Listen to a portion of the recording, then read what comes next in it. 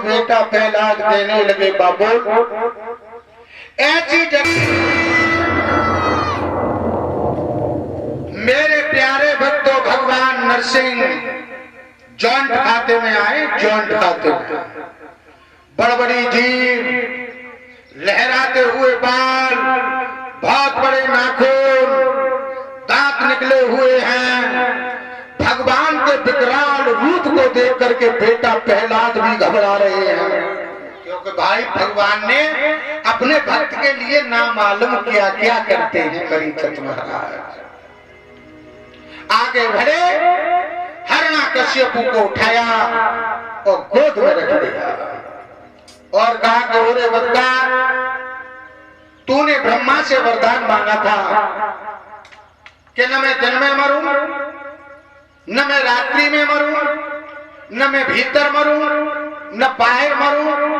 तो परीक्षित महाराज भगवान ने इसे कहां मारा? देखो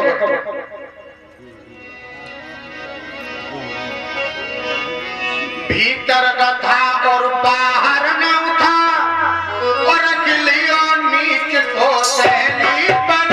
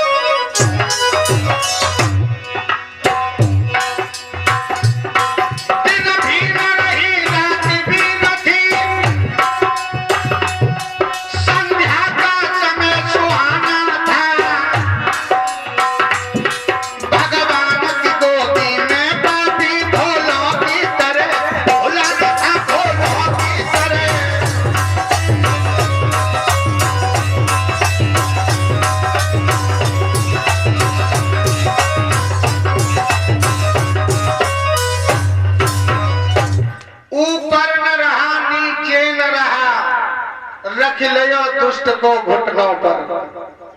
परीक्षित महाराज दिन भी नहा, रात भी न थी, संध्या का समय सुना, शाम का था।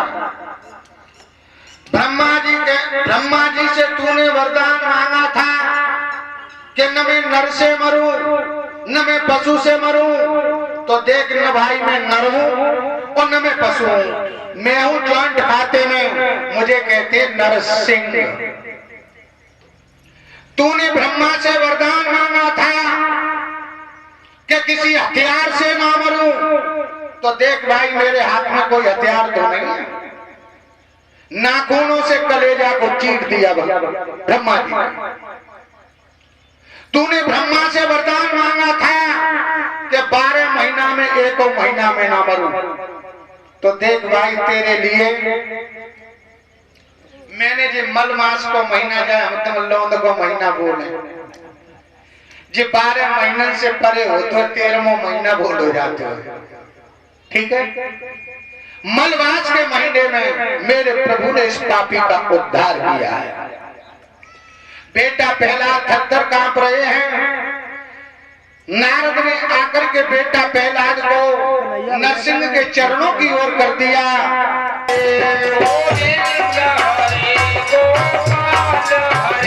जय जय प्रभु दीन दयाल हरे, गोविंद हरे गोपाल हरे, जय जय प्रभु दीन दयाल हरे।